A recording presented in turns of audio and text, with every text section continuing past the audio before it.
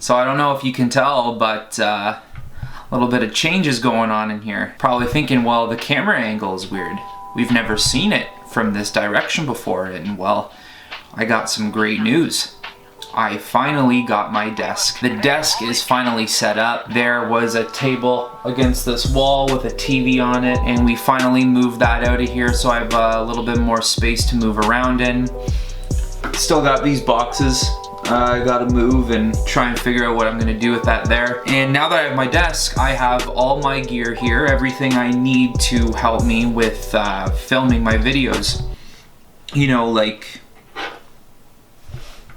this pen that I'm never gonna write things with. Or this snowball mic, which I only use in certain occasions.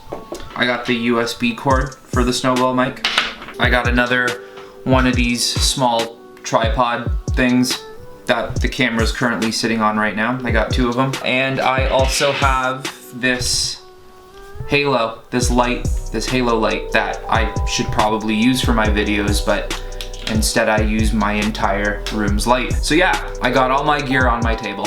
But in general, it's nice to finally have this table here. It's nice to finally get this room going, starting to get it a little organized. But you know, let's just catch up. Let's just talk. Let's just let me tell you what I've been doing recently. I mean, there's not too much new that you can possibly have in the times we're living in right now, which is a little unfortunate, but that's just really a mindset though that you kind of have to like work around. You know, stop thinking so general, dude. Start thinking outside the box. The only things that can come brand new to your life is when you want to do things that are new. Stupid. But how about the Mandalorian? Mandalorian Season 2, Episode 1. It came out on Friday. Now, I would really love to talk about it right now, but I do have a couple of friends who frequently watch my videos, and I know they haven't watched it yet, so the last thing I want to do is spoil what happens. So I'm not going to talk about it too much, but a familiar face does pop in again, and it was really nice to see that specific character finally play a role after such a large amount of time. The episode as a whole, what I can say, was phenomenal in a lot of different ways. Having Timothy Olyphant come into the Star Wars universe and the character he specifically plays is a lot of fun, and he's just a great actor in general. The production budget seemed like it just skyrocketed after the first season. There's a particular part in the episode, mainly near the end, the last 10 minutes, where the aspect ratio expands, and instead of that widescreen movie type of look, it is the entire screen.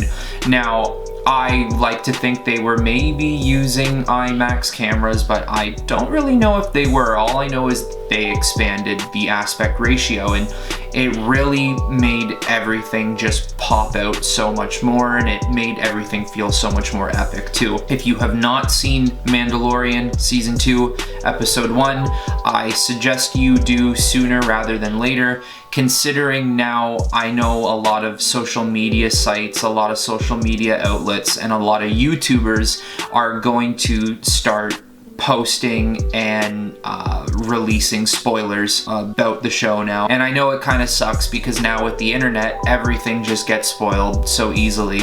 But I mean, they've given you the gracious period of a weekend to hopefully watch the show, and now just be careful if you haven't watched it. Try not to look too much into it over the internet, over Google or YouTube or anything, because spoilers are starting to flood out. I mean, spoilers were flooding out the day of the episode, like 10 minutes after, which is pretty ridiculous. They don't give time for anyone just to sit back, relax, and enjoy something, or to allow surprises hit them before they hit you with it themselves. So just be cautious if you haven't seen it. And if you haven't seen Mandalorian in general, I'm telling you, it is the best Star Wars TV movie entertainment product we have gotten since Revenge of the Sith. You could even argue maybe the Clone Wars cartoons or the Rebel cartoons, but just keep in mind it is 10 times better than the sequel trilogy. So if you're thinking that it has those same types of callbacks and maybe that same film style, don't, because it is very George Lucas. Now, speaking of cartoons, that's something else I've been doing. I've been watching Star Wars Rebels. I thought to myself, you know, when Star Wars Rebels first came out, I wasn't really all that interested in it. I think because of the time I was just so invested into the Clone Wars area, and I loved the idea of Republic versus Separatist, and you have thousands and thousands and thousands of Jedi that spanned across the galaxy, basically fighting a never-ending war against the Separatists, while the Siths were just kind of keeping their heads down low until it was their right time to strike. And I think the dynamic of that time is so interesting. And I mean, it's the Force, Jedis and Siths. What else do you want in Star Wars? I mean, for me, that's the first thing I want to watch when I'm watching Star Wars. Now, when Rebels came out, I wasn't exactly sure how I was to feel about the show. I didn't really know what it was going to entail. And I think at the time, I felt like the era between Star Wars 3 and 4 was already talked about so much, and so much content was kind of about that time. And I thought to myself, I'm like, how much time can you really tell between 3 and 4? The Empire just pretty much runs the galaxy, and if you're a Jedi, if you still live, you're basically in hiding. But I mean, the more I think about it, I can't be any more wrong. You have 20 years to basically play around with between episodes 3 and 4, and there's so much secrets the galaxy holds in the Star Wars universe that anything could really happen. And that is what Rebels is showing me. Rebels is showing me that there is so much more going on in the background that you couldn't even imagine. And I can't go wrong with my boy Darth Maul. Darth Maul is just such an amazing Star Wars character, and the genius of bringing him back in the Clone Wars in general and then bringing him back in Star Wars Rebels is just a great idea. So I've been trying to finish off Star Wars Rebels because I have a feeling it is going to have a strong tie-in with Mandalorian Season 2, so we'll see how that goes. But overall, I am enjoying Rebels. If you like cartoons, watch Rebels. It does have the same issue, such as Clone Wars, where there are a lot of episodes that are just filler episodes and you don't want to watch that. But I will say, when the good episodes kick in, they are good episodes. They are worth every minute. So if you are interested in cartoons, if you did like Star Wars The Clone Wars, I do highly suggest you get into Star Wars Rebels. Also too, for any video game fan out there, one of my favorite video games of all time, if not my favorite video game of all time, is Mass Effect. The Mass Effect trilogy has been a huge part of my life, and being someone who absolutely loves video games and plays video games almost every day, every 2 days, I love Mass Effect, and I've been addicted to that game since it's come out. There is a thing called N7 Week in the Mass Effect universe, and long story short, the main character of the Mass Effect trilogy, he has this N7 symbol right on his chest piece, which I will show a picture of right now. So an N7 soldier is essentially primed with everything they need. They are a weapons expert, they are a combat expert, a strategist expert, a survivalist expert in pretty much everything that a futuristic soldier jumping from planet to planet and solar system to solar system would have to be experts in. So to solidify the importance of N7 within the Mass Effect universe, the company who created the game, BioWare, created N7 Day, which is November 7th of every single year. And on every November 7th, they like to drop, unreleased artwork we've never seen, maybe some background info of a new game coming out, which I know they have a new game coming out, but it's going to be a long time till we get it. The past couple N7 days haven't been the most exciting. It feels like when BioWare failed with Mass Effect Andromeda, it feels as if they gave up on the franchise and tried to move on to something else completely different. But we were assured by the general manager of BioWare that that was not the case.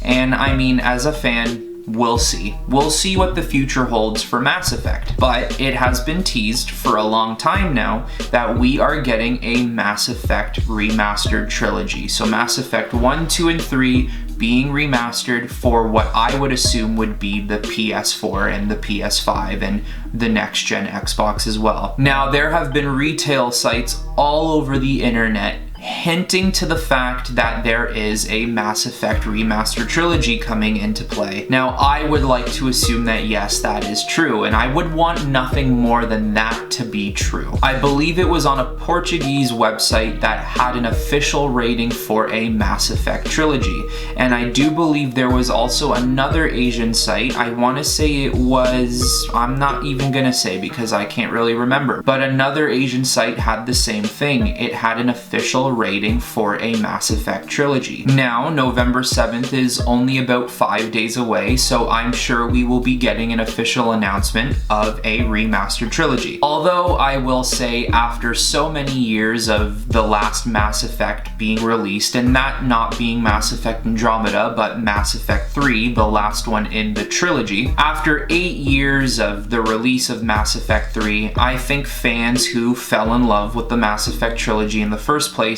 would be very disappointed if we did not get a Mass Effect remaster, especially with the fact that the PS5 is a week and a half away. So with that being said, BioWare, release that Mass Effect remaster trilogy, because if you don't, I think you might have a mutiny on your hands. Then as for next week, I am planning on going to a cottage from Sunday to Tuesday with a couple of friends of mine, just a couple hours up north.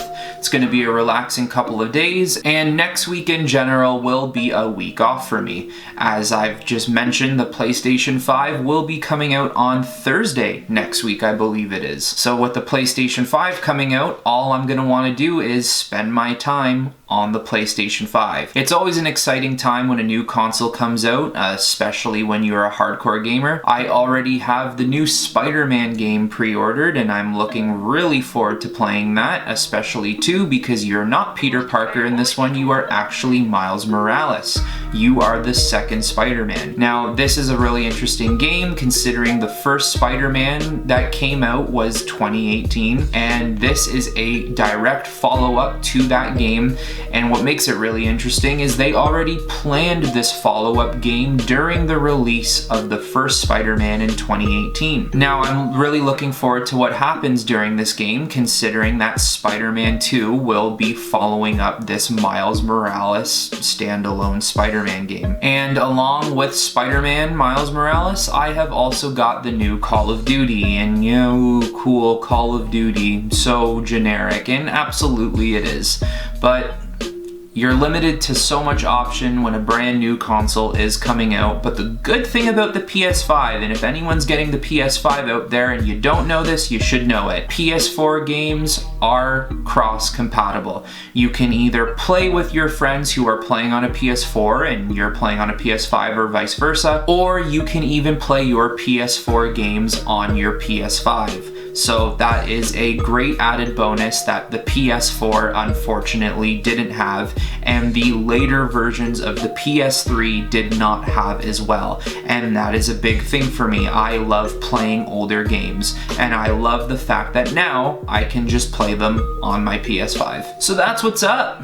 That's what's new. Just a little chat to relay some information that maybe you didn't know yet, and maybe just to see if you guys are interested in watching anything new. And if you are, well, I gave you a couple of options on what you should watch. Now, I'm gonna cut this video here, but don't mind me.